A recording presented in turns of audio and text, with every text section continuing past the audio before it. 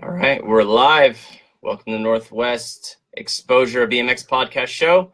Here is Where Squatch. The song is Whiskey Bent and Strip Club Bound on their album Frozen Void. A little bit of music from Where Squatch.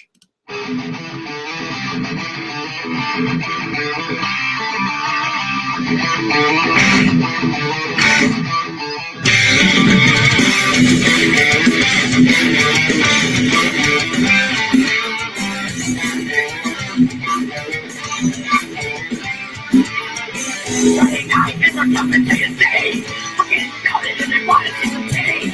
But we're going every now where we're going. Just boy is our favorite song. Spending all our money on the little honey. Going home from the East Coast Jones.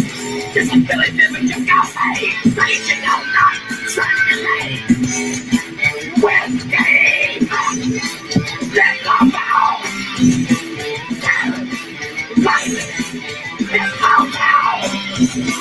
Whiskey, let's go out. Let's go out. Today is the one we need. All right, that again is Where Squatch. Whiskey Bent and Strip Club Bound from Frozen Void. I bet you like that stuff, don't you, Steve? And those guys are pissed. They're from Portland. They have to be pissed. Oh man, good stuff. So again, that's Where Squatch. My good friend Eric Eisenhower. Hope you're listening in, buddy. He's the lead guitarist and singer of Where Squatch.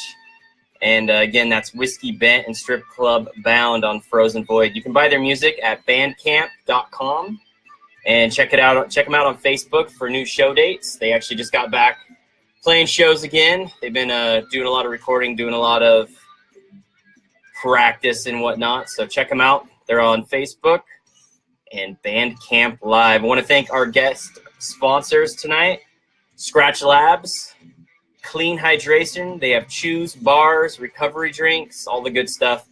Be sure to check them out, scratchlabs.com. Also, Danger Snacks. Brian Dorsey is the man.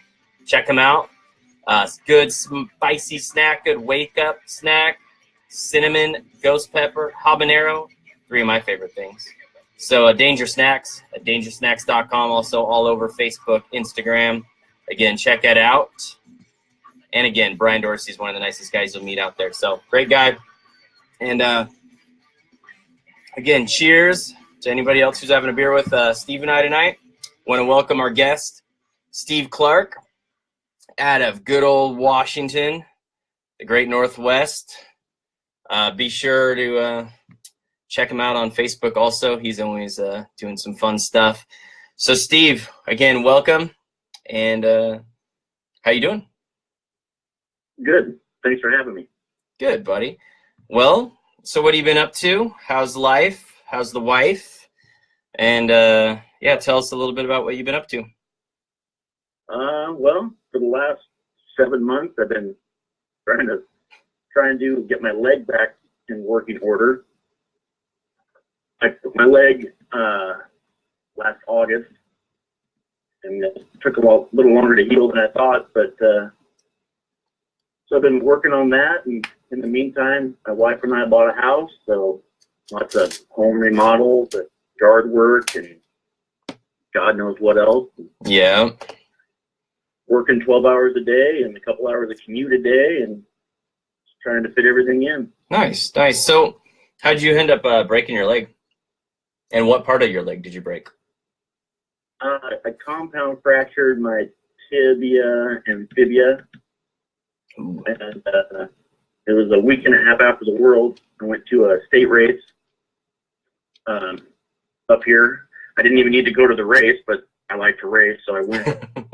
And I jumped some doubles, and I went over too far and got a little crooked and put my foot out to catch myself. And when my leg hit the ground, my bones came out. Oh my God. Wow, I didn't know it was that. I mean, I only got to see you in Spokane with your boot on. I had no idea that it was that serious, man. So, yeah, you didn't post any, did you? I might have missed it, but you didn't post any, gnarly surgery pictures and whatnot. No, I didn't have my phone on me. They asked my wife if she wanted to take pictures, and she didn't take any. Your wife was probably like, I don't want to see this ever again. I posted the X-rays. They were pretty bad, but yeah, nothing of the actual bone sticking out. Gotcha. So I had to have surgery. It happened on a Saturday morning. I had surgery Saturday afternoon. I came home Sunday morning and took 2 days off and went back to work, and been trying to ride ever since. Man. So, yeah, when I saw you in Spokane, you had a boot on and you're trucking around and stuff, but, yeah, dude, I had no idea that it was that bad. Did it bleed a lot? Was it like gnarly, or was it just like, hey, look, there's my bones? That's neat. Well, when I fell, I knew it was broken. Yeah. And then I looked at, it was inside my pants. I couldn't see the bone sticking out, but when I was laying there, then blood started to pour off the bottom of my pants. I was like, all right, that's not good. No. And there was an EMT guy there who was also a racer, and he stopped. And told me that there was no major arteries or anything down there, so it was going to be fine. I was kind of bummed I broke my leg, but I really didn't want to bleed out there on the track or anything. And so once he said it was all good, blood-wise, yeah, I just kind of sat there. I bet. Waited for the ambulance to come. That's crazy, man. Yeah, well, I feel for you, dude. I mean, that's a gnarly crash, nasty crash. But I'm glad that you're healing up and you're getting to ride a little bit. I saw. Yeah, I've been riding out at Peninsula Indoor usually once a week, and been riding my mountain bike, hitting some jumps, and good. Doing my normal training. Training. Of not training. Okay, good. Just making sure. But did you lose any mobility, or is it more of just like a pain thing that you're trying to get over right now? Yeah, a little bit. I mean, it was above my ankle, so my ankle was fine. It was a little stiff over the winter with it being cold. Yeah. They put a rod in it through my knee. Ooh, geez. So where the screw is and where they cut my knee open to put the rod in, that was pretty tight. I think it's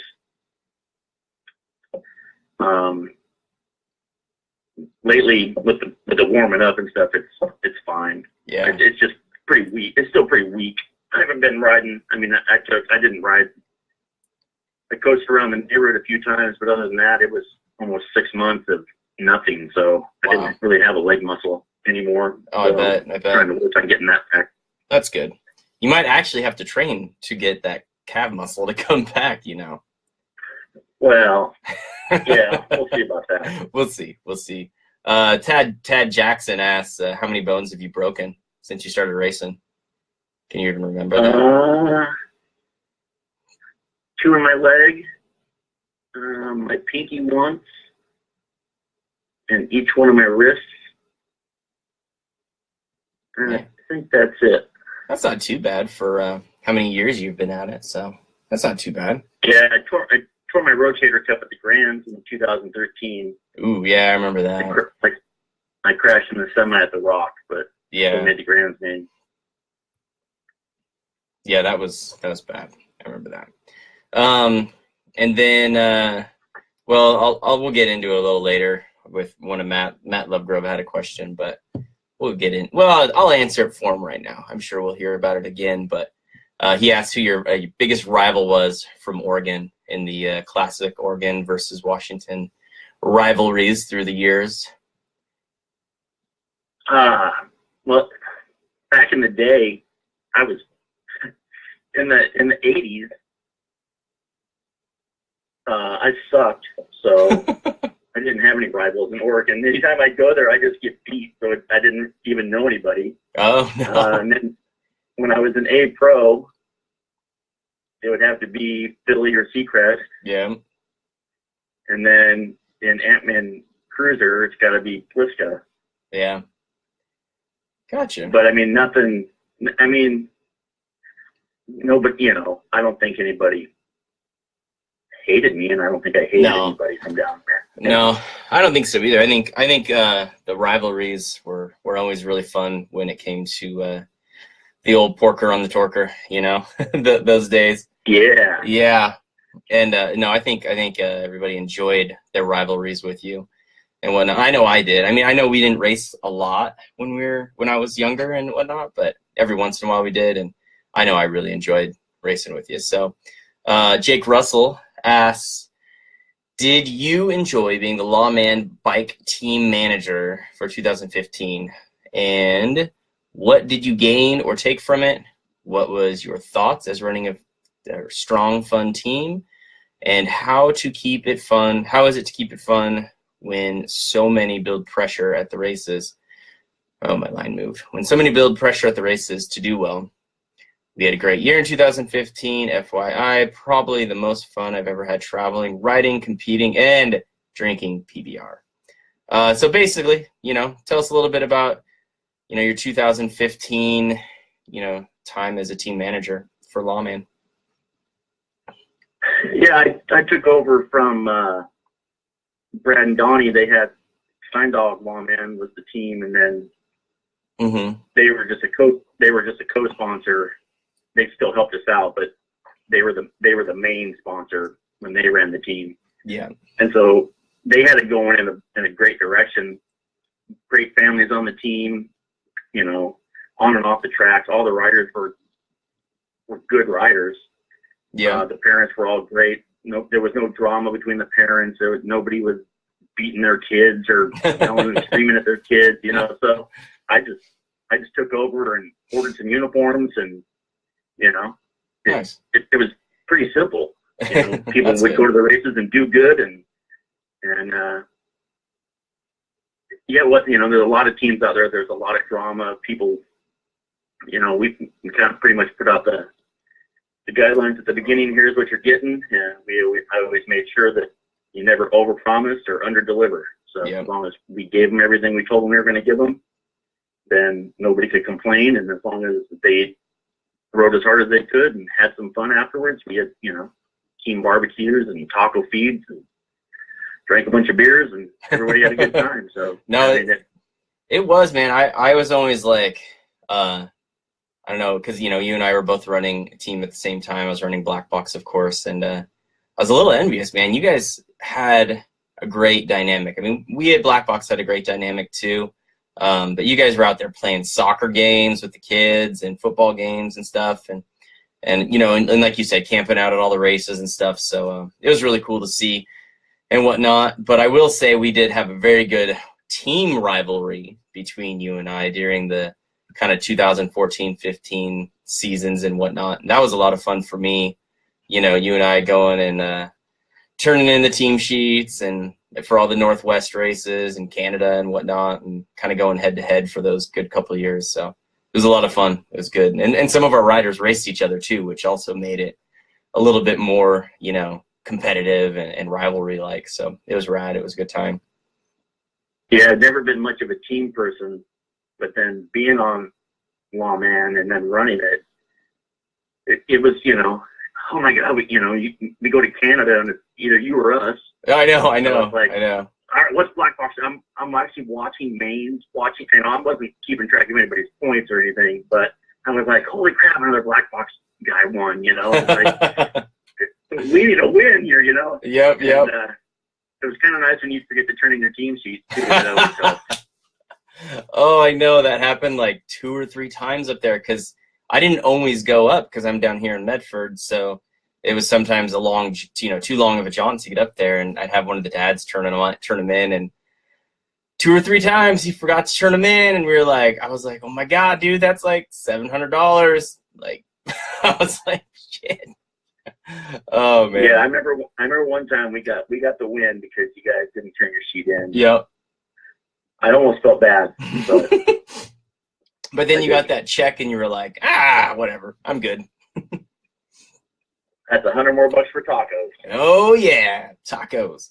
So no, that was a really good time. It was a lot of fun, and I couldn't have asked for like a better rivalry partner in a sense to go up team manager head to head and whatnot. I know there was like a little rivalry between Ballistic and I, but they were always so like standoffish and smack talky. It wasn't very much fun with them, but Yeah. it was a lot of fun, you know, with you guys and whatnot. And the fact that, you know, especially when you guys had Donnie and Brad on there, and it was just always fun to BS and talk smack. It was a good time. So good stuff. Well, that's the main thing. We're having fun no matter what. If we make a couple $100 on top of it, yep, awesome. Exactly. We still had a good time. You know, who cares? Exactly. So, Rob McFall wants to know, what trails have been your favorite to ride over the years? It's a good question. Because you guys have a little backstory for those that don't know Washington. It's honestly one of the trail meccas of the world, possibly, especially in the 90s.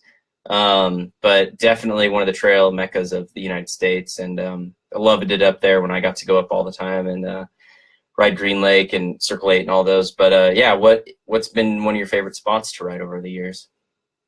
In the 90s, there was a couple spots. Chris Bradley was a guy who raced A-Pro. He's passed away since then. His nickname was the Sky Chief. Yeah, I remember hearing about that guy. Yeah, that guy was like immaculate. Really? And back in the 90s, trails were different. They weren't. Yeah. They weren't artwork. The jumps weren't 10 feet apart and 9 feet tall. They were 3 feet tall and 30 feet apart. You know, yeah. So it was a lot more racer style, and now it's more straight up and down stuff. Yeah. So back then, Bradley's trails in Bellevue, you had a couple places up there. Green Lake's always good, but I'm getting too old to hit the big stuff, so I have to stay on the little kid line. Yeah, I know how that feels. We got a place called got 6 or 7 different lines. We go there. Nice. Close to where I work, so we can hit that. And how many? There's been 100 other places. Yeah, how many trails are up there right now? Probably a good dozen or so, right? Yeah, there's a lot of places that are. There's some places where you can't go there unless you dig. Yeah. And then there's places where anybody can go and it's all cool. Nice.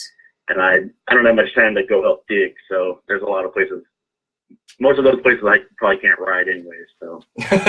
No, I know, man. That was the one thing I was like when especially like, because one of my favorite places always to go up there was State Land, because we'd go up there for the race and then we go ride trails all day and during intermission and everything. And I'll never forget when it just started going, you know, straight up and down, and I was like, wait, Darren, what's going on? I don't get it. Like, it took me a while to get used to the straight up and down stuff. Us racers, you know, we like to go a little high, but not straight up like that place used to be 30 footers too. And then overnight it changed to they were only 15 feet apart, but they were 9 feet high, and it's like, I can't do that.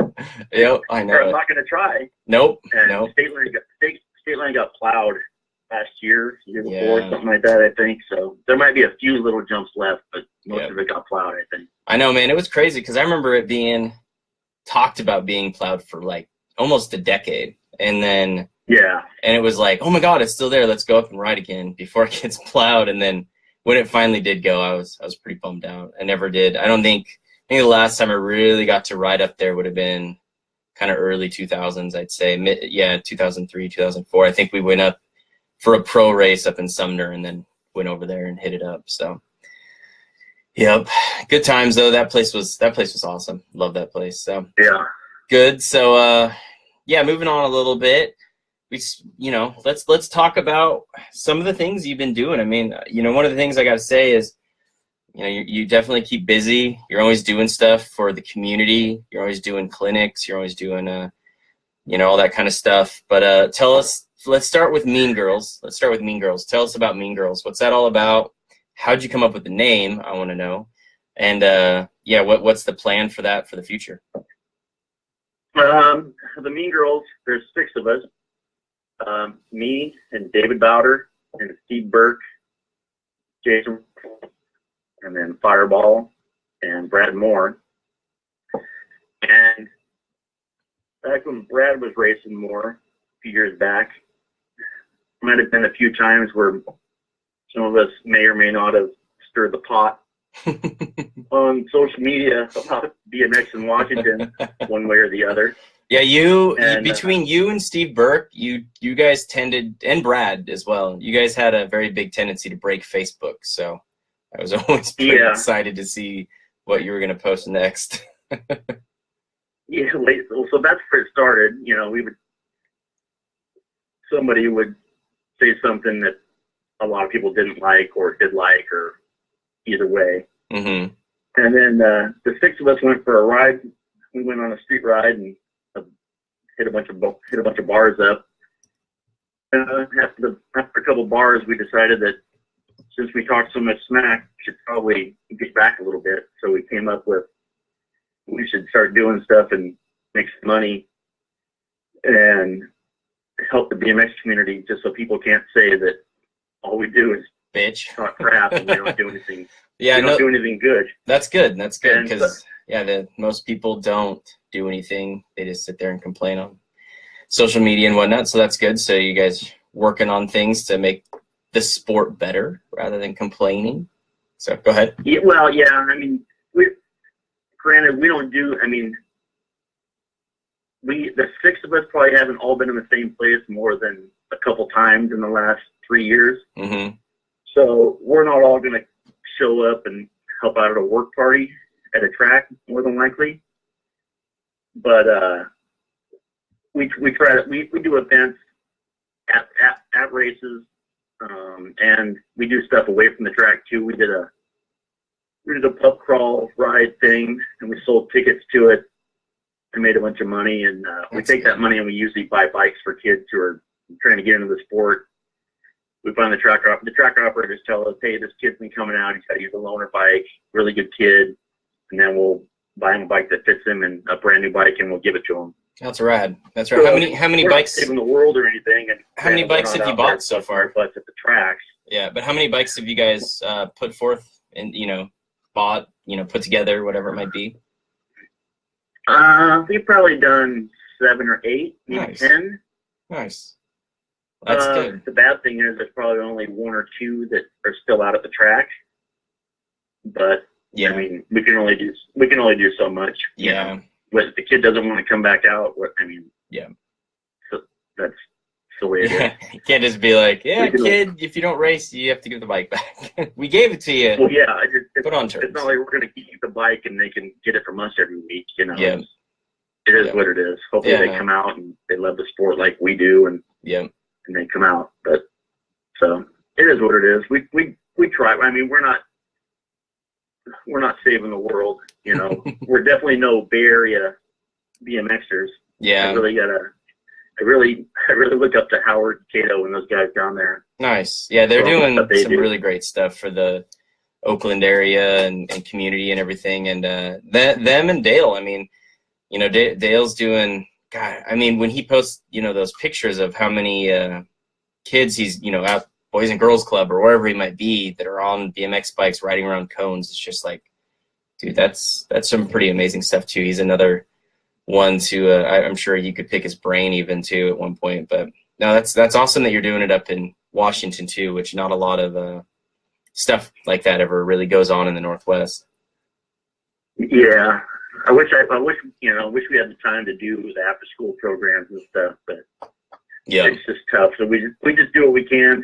We have some fun, raising some money, and we do what we can, and we let people know what we're doing, not to get a pat on the back, but just so people know we're not buying beer with the money that they give us. So, beer crawl, pub crawl. We can all afford our own beer. Yeah. The money that we get, we use it for good. Yeah. Not evil. Exactly. Well, that's awesome, man. I mean, when you guys started it too. Oh, and by the way, I want to say I love the throwback uniforms that you guys keep doing. That's really rad too. That's fun. The DG one, the Diamondback one. Or no, your Diamondback one was more of a lawman throwback, but no, I really like all the throwback uniforms you guys are doing. It's cool. Yeah, it's kind of nice having a couple of Donnie and Brad are both in the sign business, so they can design stuff. And get stuff printed for us and get stuff made. We have banners, you know. We can get all that stuff, so we look pretty high tech. Yeah. For just 6 dudes. Yeah. You know, so it's kind of nice. That's good. That's good. Well, cool. Yeah, keep charging at that, you guys. And if anybody out there wants to know, you know, when your next pub crawl might be or anything like that, just go to your Facebook, or do you guys have a Mean Girls page? Yeah, we Mean Girls BMX Facebook page. Okay. We usually post everything up on there if we got something coming up. Nice. It's pretty slow in the wintertime, but yeah. we're hoping to do a pump race series this summer. Oh, that'd be fun. So that people know I don't like to pedal. So hopefully we can get people to come out and not pedal. So is Archibald going to hold an event at his house then? You guys going to go out there and get his yard all fixed up and hold a pump race? I haven't been out to Archibald's house. He's invited me a bunch of times. I just haven't made it out there, but that could work. Yeah, there you go. Stop number 1. Yep. Free Modelo's and some barbecue. Yep. You hear that, Arch? Stop number 1. You better get your yard back going. I know he's also waiting on coming back from an injury too. So, but no, that's awesome, man. I want to. Heck, if you guys do some pump races and stuff, I'll make a trip up there for that. I love pump races. I never got to do very many of them, but they are a lot of fun. So that's rad. So next up, battle in the Northwest. It's the new rivalry builder for the Oregon-Washington rivalry that really isn't that in function right now. But tell us about it. You created this thing, and want to know your thoughts on like how you came up with the idea. Tell us about the scheduling and how it all works.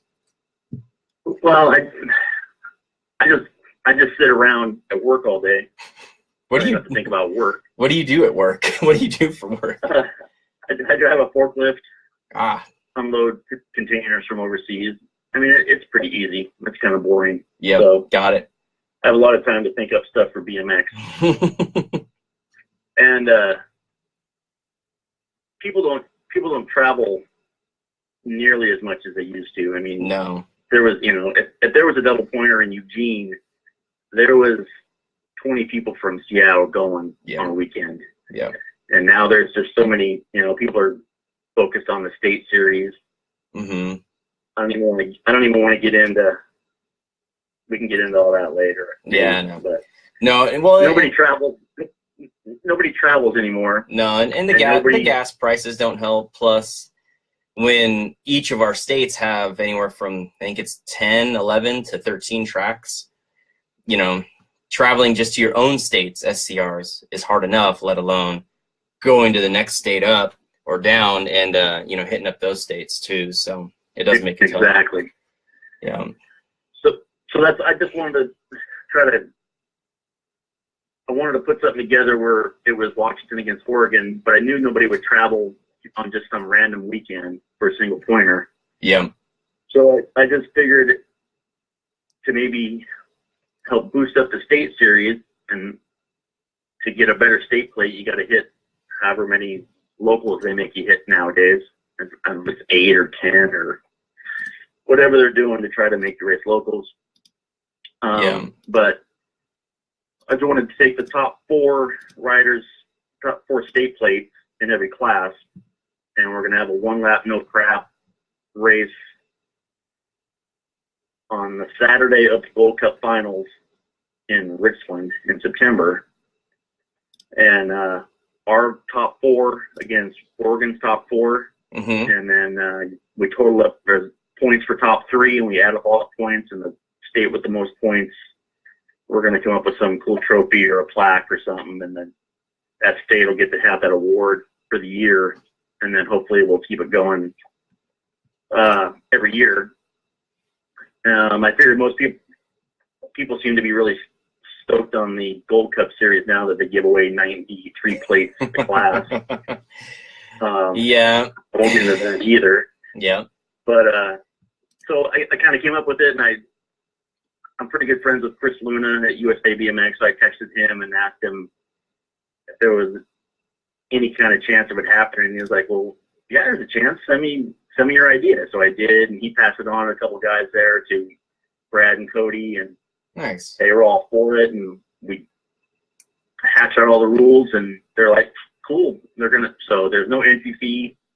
They're gonna make the motos. They're gonna score it. They're doing everything right after the mains on Saturday night at the Gold Cup finals, and try to have some fun and get people psyched up to race something else. You know, maybe they go to an extra couple local races to get those bonus points in, and that's also the track. So, well, you automatically got my mind, you know, tinkering the idea, because although 3640X, I don't know, I think it's I think it's just, there's like three guys up there, 4 guys up there, none down here. I literally have nobody in Oregon in 3640X, so I might just have to come up and hang out with old McCoy boy and you know, maybe get that, you know, Jake Russell back out there and give him some Well, if you came up and won, you're going to beat the state champ, so you're in the top 4.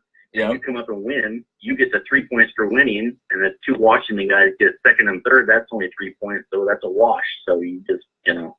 Yeah. So you're helping your state. That's true. Good. Good not every class is going to have a full gate. Yeah. You know. Yeah. So, but it's just, hopefully people come out and race and have a good time. And yeah, that was cool. And then, you know, I raced a couple more races than I would have. That was cool. And so they race a couple more races next year. Yeah. Well, I got to say, I wasn't planning on doing the Gold Cup final, but with that being the final stage, or, you know, the series end of it and all, it does make me wonder. Maybe I'll have to show up. Even McCoy even asked me. I wasn't planning on going either. No. Now I have to. Exactly. McCoy even asked me, he's like, "Are you doing Gold Cup this year?" I was like, "No." Why would I do Gold Cup? So yeah, that's rad. And Monty on here told me to break out the cruiser. I don't even have a cruiser built up right now. I put that thing away. I think Sonny Harmison's racing my cruiser frame right now. So yeah, I put it away after I got third at Worlds and was like, all right, hang it up, take it apart. I'm good. So anyways, well, that's awesome. So again, one more time, the date of the Battle of the Northwest and just a quick explanation of how to work one more time. Saturday, September 29th. It's going to go right after the main of the Saturday race of the Gold Cup final. Okay. There's no entry fee. There's no district points. There's no trophies. There's no nothing. You're just racing to get points for your state, so your state could win. Top 4 state plates from each state in each class. And novice and intermediates race together because they get their plates together. Ah, that's a good point. And it's 1 lap, no crap. 8 people total, or maximum. Okay. 4 from each state. And we race it out. And points for the top 3. And we add up the points, and the winning state gets to talk smack for a year. Perfect. Or more smack. Yep. A year. There you go. And then where can you find the information, a flyer, or anything like that? I have flyers. I'm going to pass them out to some Washington and Oregon. My Facebook page has info on it somewhere. Okay. And the Columbia Basin BMX, that's where the finals are. The Columbia Basin BMX website has a link to the flyer on there too, and has all the info. Good. But there's no entry fee, so you're already there racing the Gold Cup. You just hang around another half an hour, and you get to race 1 more lap for free and have some fun, and hopefully beat somebody from the other state. And yeah, you know, I like it. I like it a lot. It's good stuff. Well, good. So be sure to check that out. Message Steve. ColumbiaRiverBMX.com, all those places you can check it out. Let's move on a little bit. Something that I know some people might want to know is, you know, we kind of hit on a little bit with your injury, but when do you think your actual comeback will be? And when do you think you're actually going to, you know, first major race? I mean, I'm sure you might hit a local race soon or something, but what might be your first major race to come back to? I have a hotel booked for Bakersfield next month. Nice.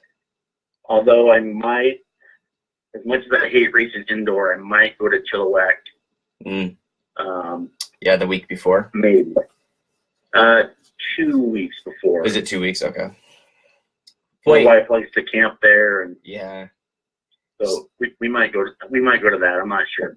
Nice. We'll see if I can lose some weight before then. There you go. There you go. Well, good. Well, it'll be awesome to see you come back, and we kind of hit on it a little bit ago too. But what is the uniform going to be when you come back? Is it going to be something cool? Some new Mean Girls throwback? What's it going to be? Well, most of the Mean Girls they have sponsors, so when we do jerseys, they can't wear them because they're on a team. Gotcha. So we haven't made up a new one lately. My buddy Rob McAllister from back east, he has a clothing brand called Enamel, and he's doing jerseys that he just sells, and he'll put your sponsors on there and your name and your number. So I just got one of those. Cool. And Ray at Fly always helps me out, so I got some new Fly pants. And good. I might wear that one day. I might show up in jeans and a t-shirt one day. I mean, I don't have anything. I don't have a sponsor, so I just wear whatever. Nice. Well, it'll be in the third corner. Yep. It'll be happy to have you. Everyone will be happy to have you back, I'm sure. Well, good.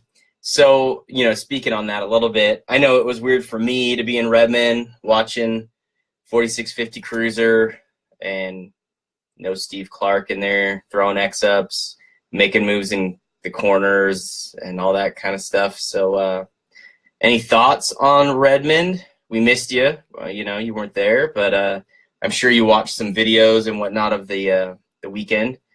And yeah, any thoughts from the weekend? The track's always cool there. It's just been a while since I've really ridden hard, and I'm not the biggest fan of indoor racing. Yeah. So I'm a little surprised by that. I just want to hit on that really quick. You said that twice now, and you being like the whole heart and soul practically of PI indoor for so many years, I'm a little surprised that that you're not a fan of indoor racing. Well, indoor racing is 800 or 900 feet tops. Yeah. And with the gears I run, my gear's not even kicking in till like 1,000 feet. So I know you and Brent, man, you guys run such huge gears. I'm always like, man, Brent's leg speed too, while he was racing up at PI, it's like 5 revolutions total down the whole first straight. I'm just like, holy crap. Yeah, I don't like to pedal, so if I can get around the track pedaling 10 times and you have to pedal 30, have fun. I'm gonna pedal 10. There you go. All right, I like it. Yeah, I just wasn't ready. I didn't, I wasn't feeling it. Gotcha. And it's been a long time since I really rode hard, so I was just like, I'll just skip it. I just planned on Bakersfield. Good. So. Good.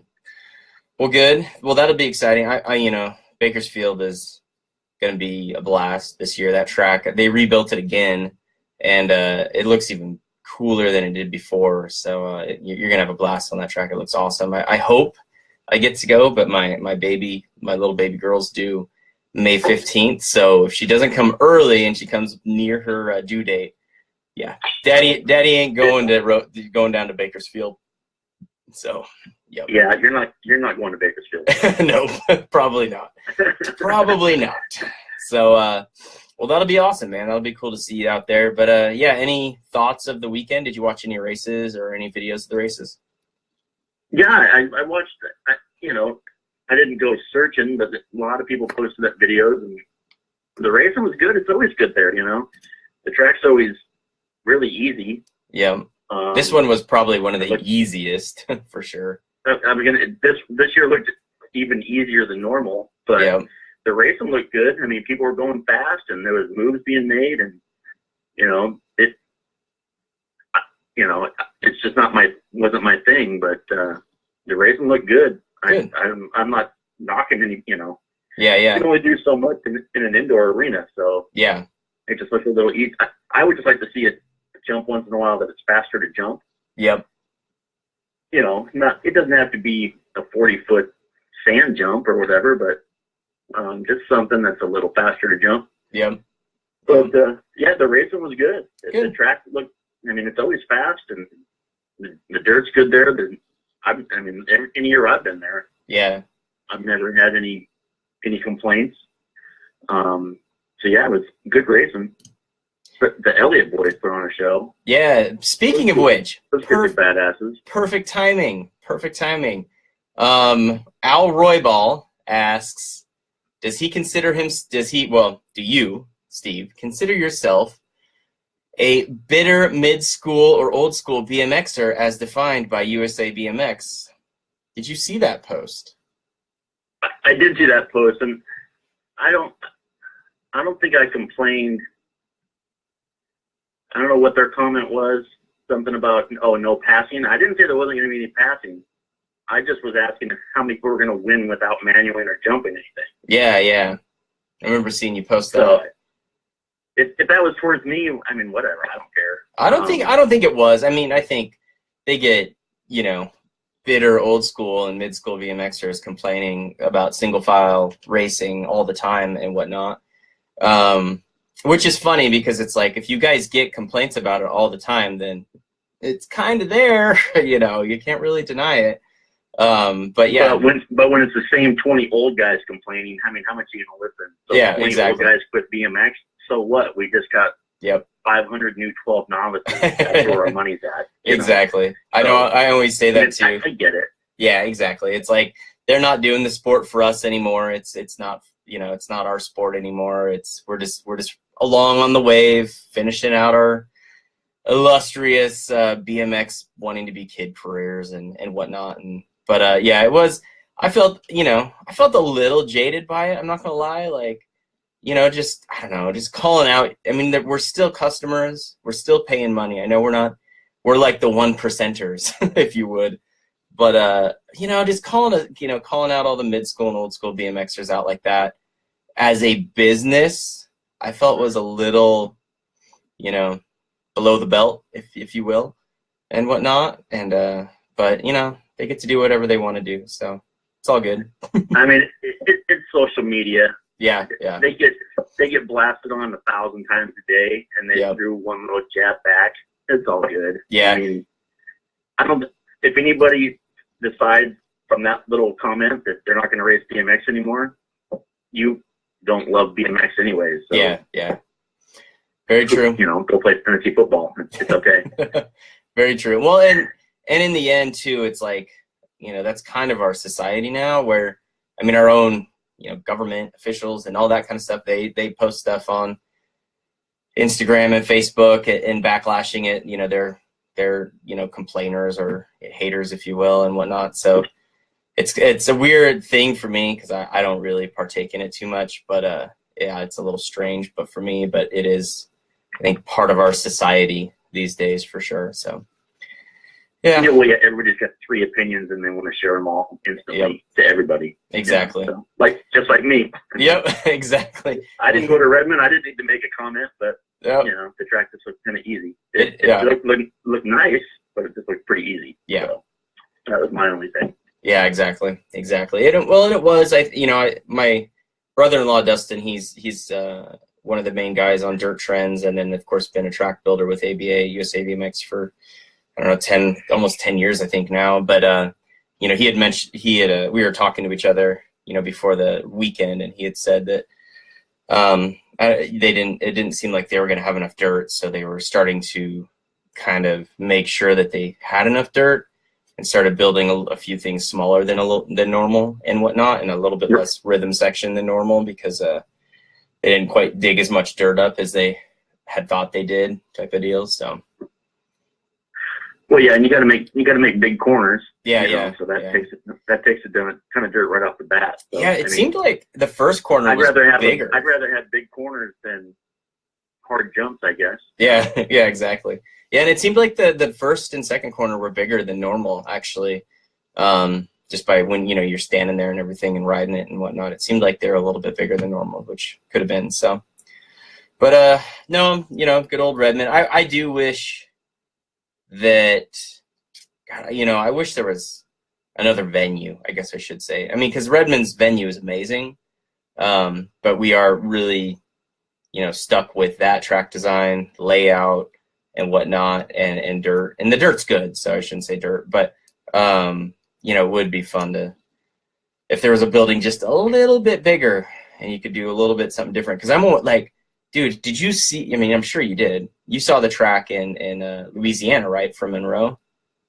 Yeah. Yeah, like, oh my God, dude. Like, I looked at plane tickets and was like, I know there was no way I was going to go, but I still looked anyways. And I was just like, dude, like, I wish we could have, you know, something fun like that being built on a regular basis. Because they always have cool designs over there in Monroe. And, yeah, I just wish we had a building that was sized bigger and we could have something fun like that. Because, dude, that track in Louisiana looked awesome. Looked so much fun. Yeah, they took that corner. There's a track in Alabama that had the Gold Cup finals last year, and they've had nationals before, and they have a corner like that. Gotcha. And That's right. Yeah. I went and rode that track a couple of years ago. I was back there. Yep. It looks kind of goofy, but man, you're right. It's like, man, it's just, you know, it's so weird.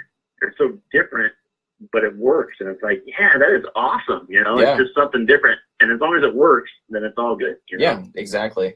Yeah, and for those of you that don't know that are listening, that, you know, Monroe, Louisiana, they did a corkscrew turn. So there was a jump going into the corner, and then it went all the way around, and the jump went back over the side of that, or the straightaway went back over the side of that corner. So I guess that would be like, not like a 300-degree corner, I guess, about-ish. It was like 270? Yeah, 270 maybe.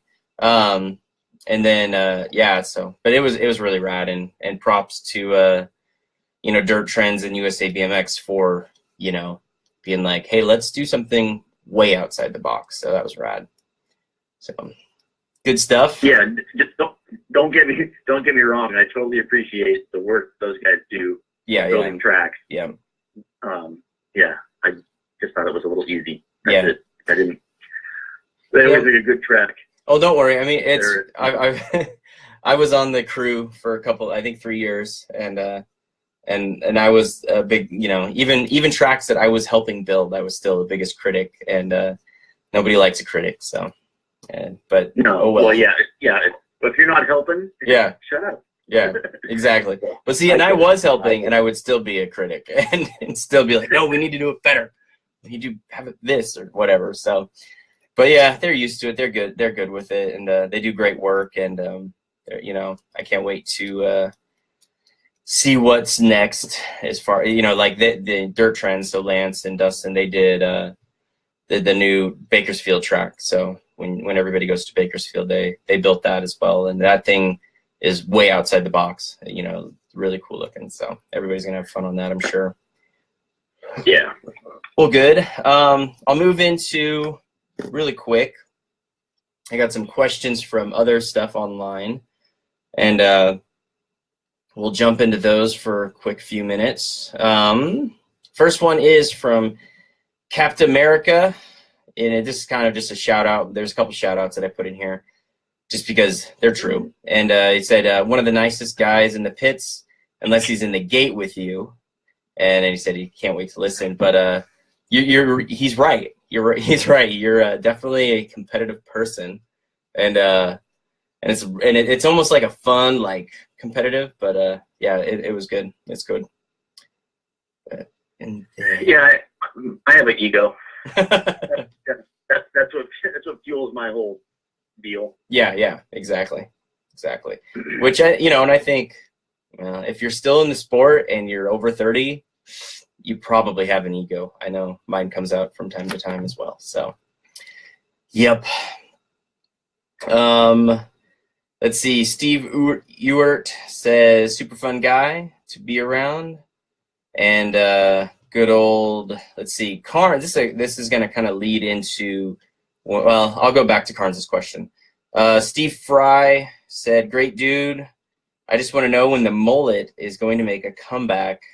And not many guys can still pull off the mullet like Clark can. And I just want to point out, Steve, and you as well, Steve. I don't know if you're pulling it off, but I love that you're doing it. Yeah, I rocked it for I was supposed to have one for the Grands in what year, 2016. Yep. And I went to get the front trimmed up, and the lady, English was her second language, we'll say. Oh no!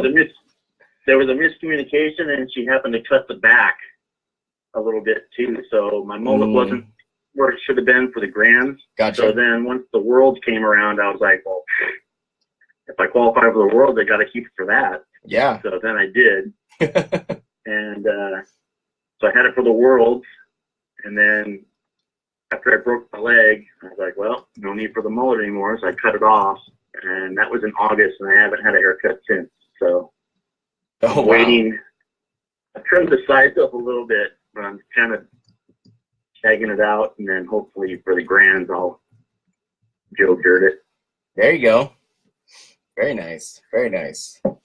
Well, good. Yeah, that mullet was impressive at Worlds, to say the least. Let's see. So a few more questions from online. Oh,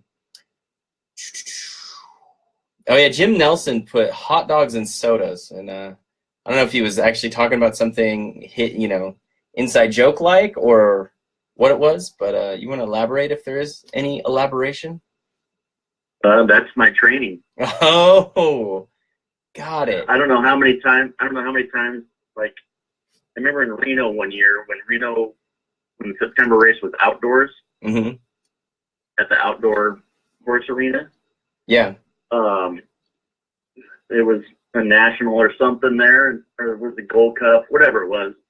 Right before the semi, I had a hot dog and a Mountain Dew, and somebody in my class was like, holy crap, I can't believe you're eating that. And then I went and won the semi, and they didn't make it. Oh, man. And I was like, hey, you still get a hot dog and a Mountain Dew. So that's like, I love going to the Grands because they have those hand-dipped corn dogs. Oh, wow. I eat like 40 corn dogs at the Grands every year. Oh, my gosh. That's scary. Don't tell anybody that. No one knows. There's only 30 people listening right now, so we're good.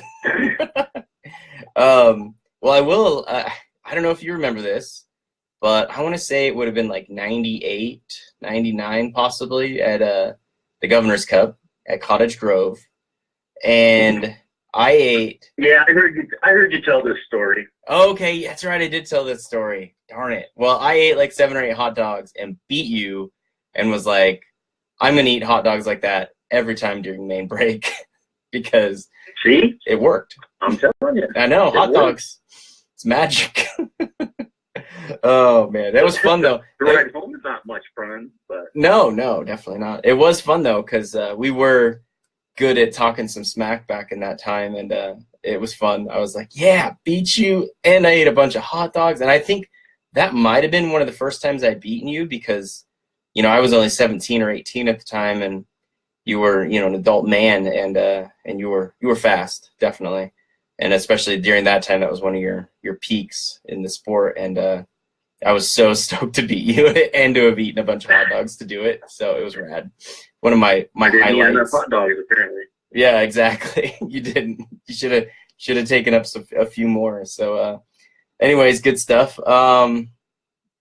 Henry Soria says, I've always said and continue to say you're a class act of BMX, but it's not an act. It's who you are.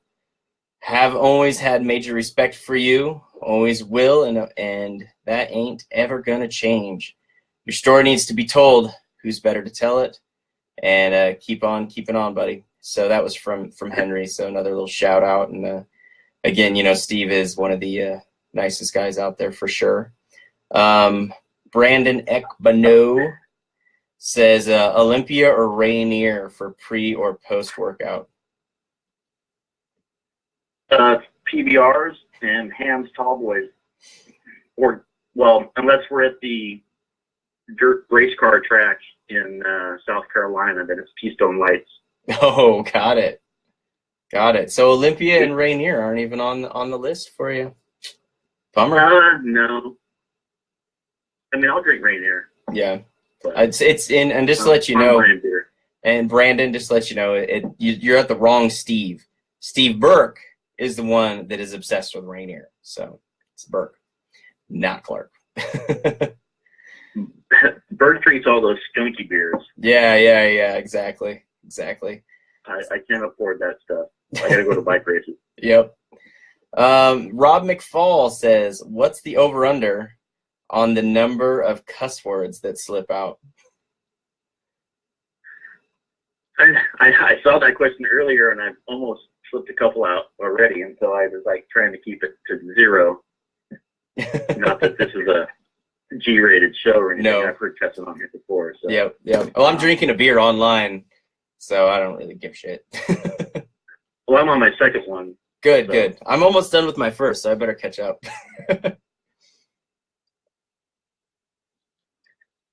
But yeah. So what's the over/under thing? I've never even heard of this. What's this over/under? The over/under is like when you place a bet that 20 cuss words are going to get said. Got it. Over or under, and you put your money on over or under. Got it. Yeah, it's funny because I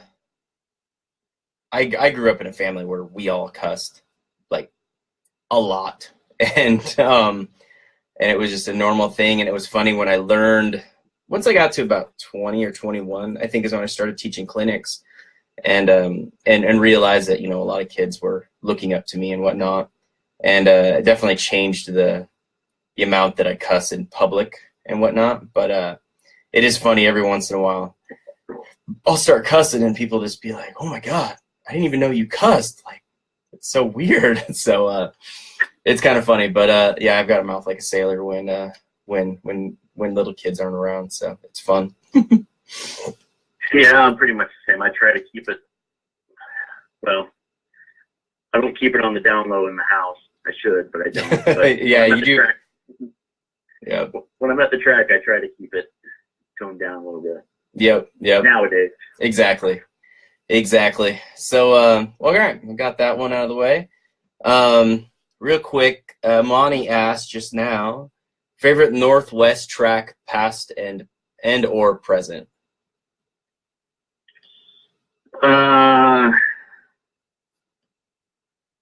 I don't know. There was a track I went to one time. It was in Clarkston, Washington, and it was like 82, 83, something like that. And it was downhill and it had an over and under bridge. Ooh. That track was super cool. Yeah, I don't know. Just tracks where you go fast. I like to go fast and hit big jumps. So Pete's Downhill was a track in the 80s. I like Wall, the track in Walla currently. Not many people like it because it's like 9,000 feet long. But where's this at? It's got dirt. Walla Walla. Oh, Walla Walla. I thought you said Malala, and I was like, you might be the first. Anyway, sorry. Go on. Walla Walla. Walla Walla. Yeah, it's got, I don't know, it's got big jumps on the second straight. Yeah. Dirt corners, and you just go fast. Yeah. I love Walla Walla. I haven't been there in years, but man, that track was so much fun. Yeah, that track was a blast. That was, so much fun. And like you said, because it's so long, it's all downhill, and yeah, that place is fun. So yeah, good. I mean, I like every track. I mean, gotcha. I just like to race. Yep. So good. Even tracks that suck, it's cool. I just like to race. Yep. So. Nice. Mike Albright asks, we want one story from the STP house, and I'm glad he's saying this because I've never heard of the STP house. And yeah, give us a little lowdown on what the STP house is. The STP house, a buddy of mine named James Allen bought a house, and it was just down the street from SeaTac BMX. And I moved in there, and Scott Matchell moved in there. And we built a track in the backyard, a little figure-8 track, and we had lights, and we'd ride there at night, and the neighbors would get all drunk and hang over the fence and heckle us as we rode in the backyard. And one year there was a National River Valley, I want to say 98 maybe? Maybe it was 96. The 96 National River Valley. Yep. And like every single AA came to the house Sunday night afterwards. Every factory dude came over. Oh, nice. rode the track and got all loaded. Hit some chicks on the forehead like they were going to marry them. Not me, but somebody. I won't. Yeah, I won't say who, but you were a good guy. That was a line that Terry Tennant said. Terry Tennant was there. Oh, funny. Terry Tennant said that about somebody the next day. He's like, yeah, so and so was kissing that chick on the forehead like he's going to marry her. And it was just a guy that was hooking up with a chick. Mm-hmm.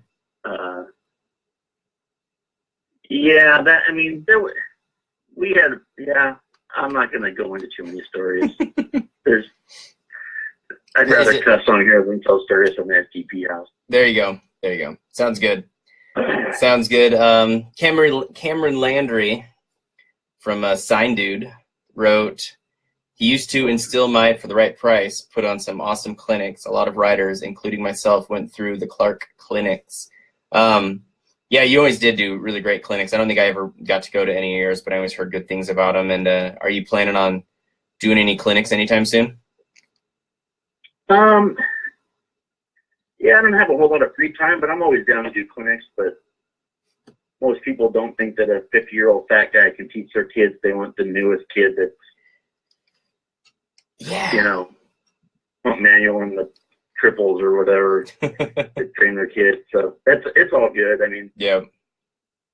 If a track wants me to come to a clinic, if I can fit it in home, it's always fun teaching kids and making some money at it. So, yeah.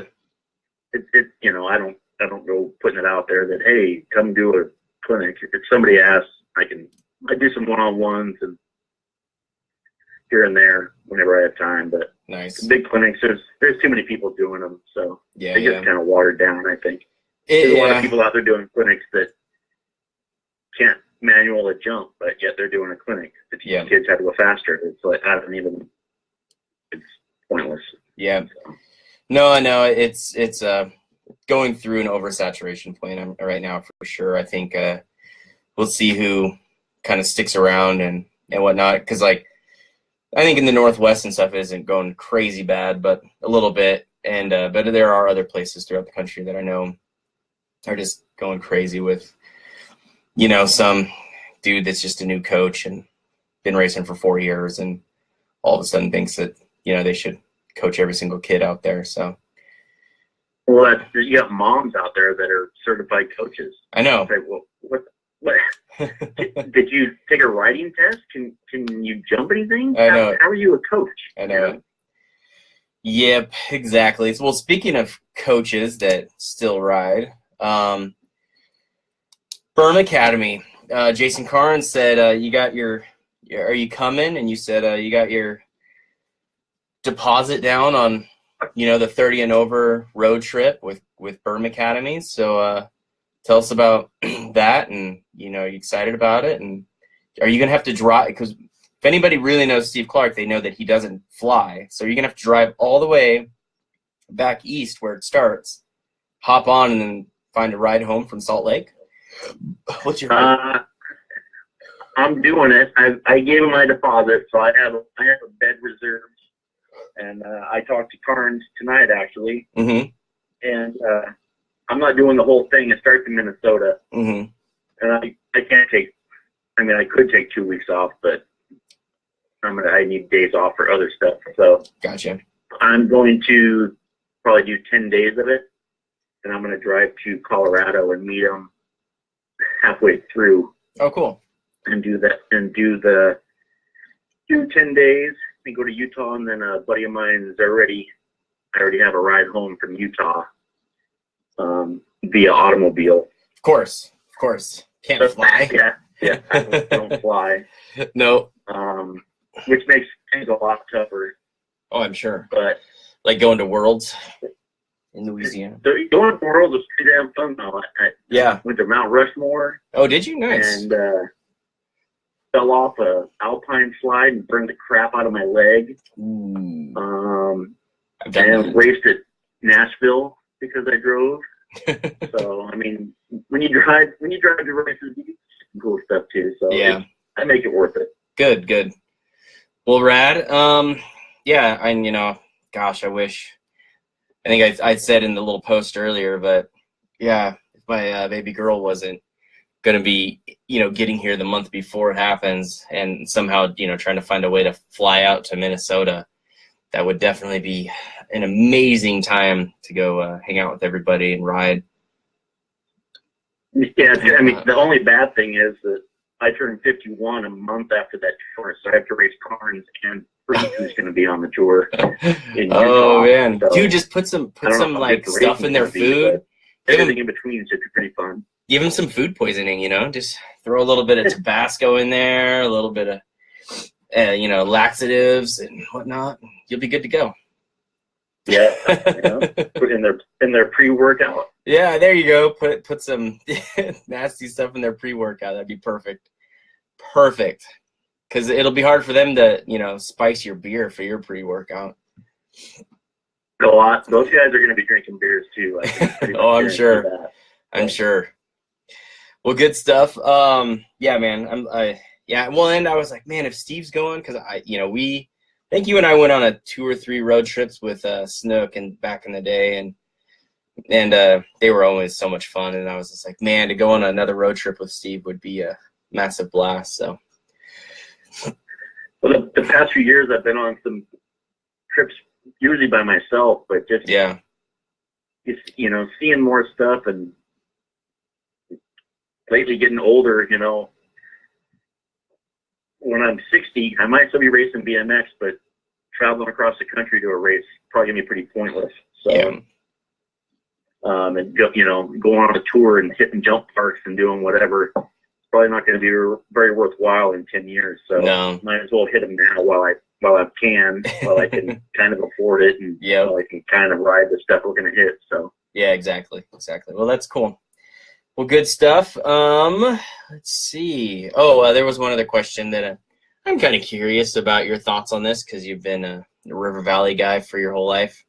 Marcus Hootko asks thoughts on the Valley holding the National this year, because you didn't race the Valley the year that they had it last, back in 2016. So now 2018, Steve Clark going to be there.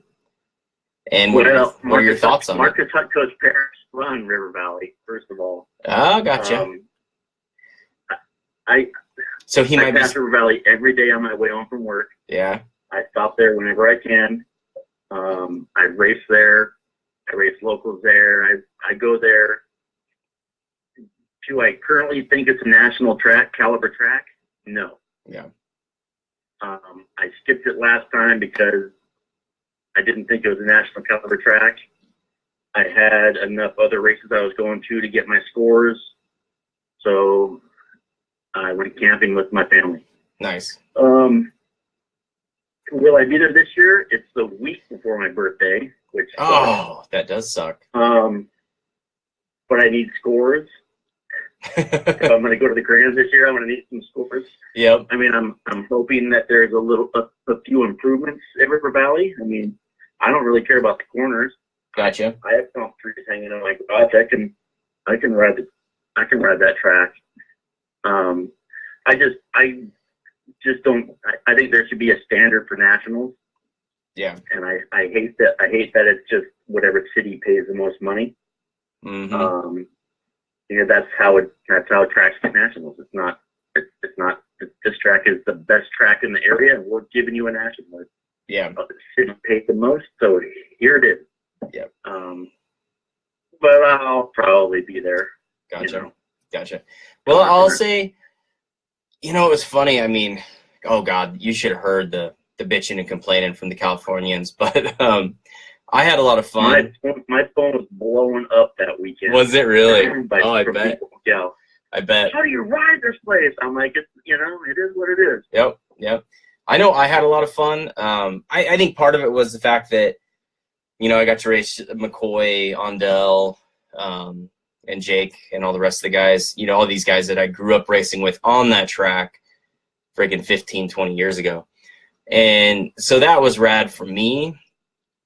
And it was kind of funny, though, honestly. Like, I almost enjoyed the fact that we were racing on a track that you had to dive certain potholes in the second corner to not slow down and whatnot. I mean, it was just like, I mean, it's kind of crazy because, you know, in this day and age, we shouldn't be having to deal with that. But it was a lot of fun. I will say it was funny. I remember, so Saturday night, I just went out in the dark when no one was around and patched a couple potholes in the corner because nobody was doing anything to it on Saturday. And it wasn't the locals' fault. It was, you know, USA BMX was like, no, we take care of the track during the weekend. We don't want your guys out there doing this and that. So, and then they also did a little bit of quad work on it and whatnot. But then Sunday morning, I got up early, went and soaked the first corner because, of course, nobody is watering the corner because everybody that knows River Valley knows that that track needs to be soaked for it to be raceable. And so, yeah, I got up early in the morning. I was camping and got up early in the morning, went and grabbed the hose, started watering the corner and doing some more patchwork and you know, flattening it out with a, you know, getting the flat shovel out and everything. And it was so funny. Bill Morris starts walking over and he's looking, doing his little like, what's going on over there? Who is this guy? And then he sees it, it's me, shakes his head, walks away. It was hilarious.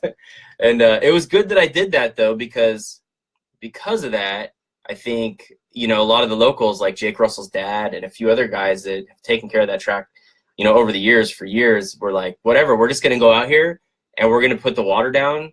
And the Californians are going to be like, don't water it. What are you doing? You can't have wet corners. But they don't understand that it's sand and it has to be wet and it rides better when it's wet. And it was great. You know, Jake's dad was out there with his watering can and patching hole, you know, watering just the pot with, you know, the blow up spots and whatnot. It was hilarious and it was a lot of fun. But yeah, you know, it's a tough call because, yeah, there's plenty of other tracks that are much better condition and have a better gate and all that kind of stuff. Washington and Oregon. I mean, I haven't been to too many Oregon tracks lately, but most of the tracks in Washington and Oregon all have dirt corners. You know, I think we're a little more used to not the pristine tracks that they, you know, in California you go, you know, you don't race in the rain. The track never gets rutted because it's cloudy, so they don't race.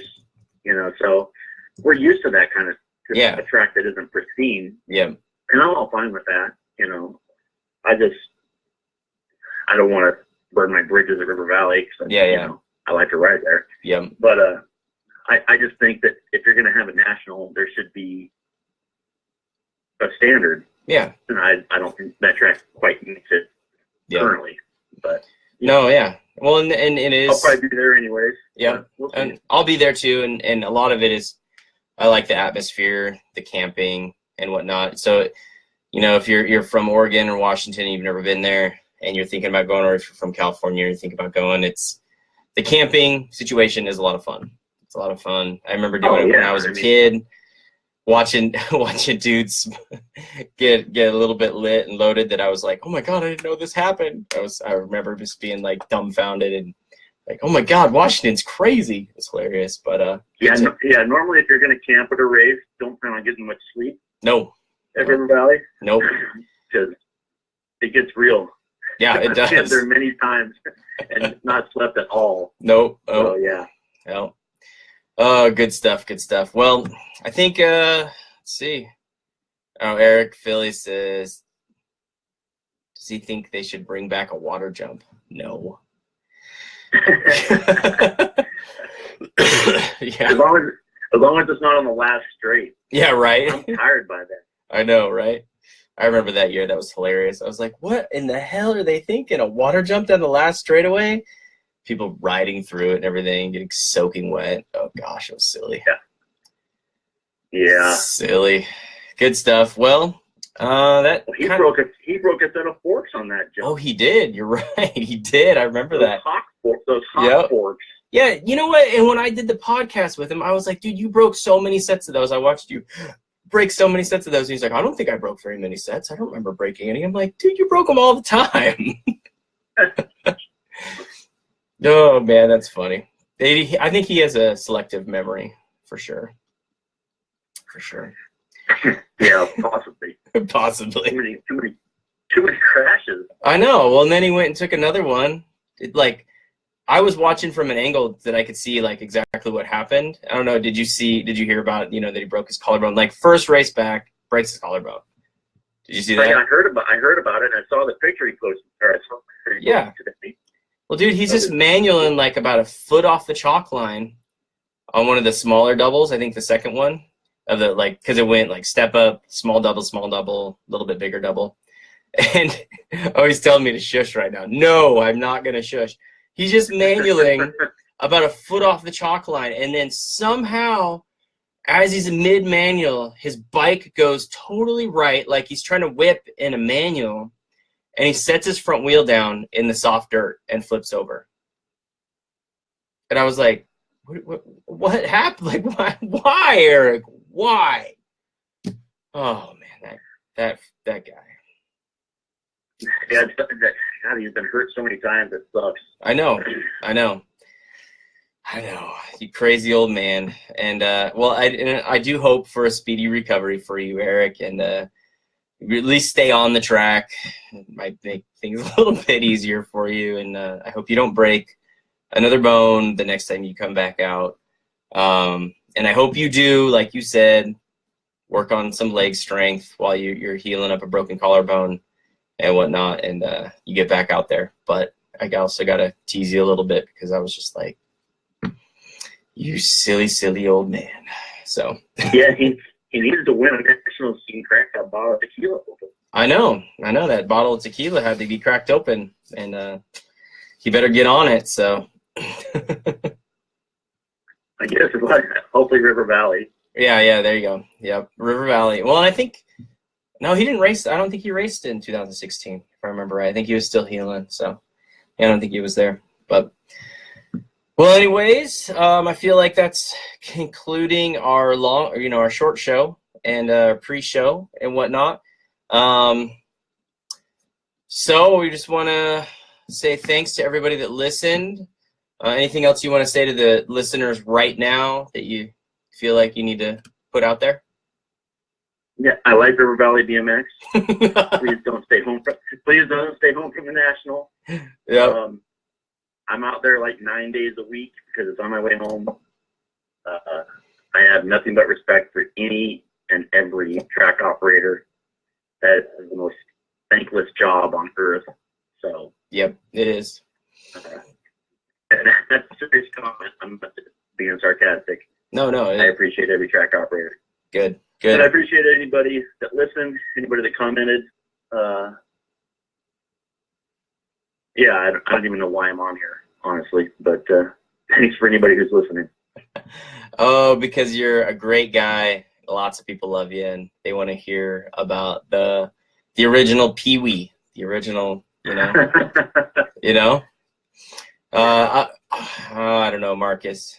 Marcus likes to cause trouble, I think. But Marcus, I'll throw it in there really quick, wants to know what you think should be considered to fix the track that would help the track for the national.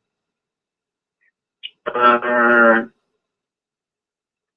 not even getting into that on here. I'm more than happy to go ride at River Valley and give them a couple of opinions. And I certainly don't know everything, but yep. I'm not going to get it. I mean, I'll be there to race. I'll race locals, and it is what it is. Same track for everybody. I mean, yep. I'll get through it. So, but I'll give my opinion anytime anybody wants it. For sure. Sounds good, buddy. Well, again, want to thank everybody for listening in. We'll send you guys out that are viewing right now with a little bit more of Whiskey Bent and Strip Club Bound from Where Squatch, Frozen Void. And check them out on Bandcamp. Enjoy.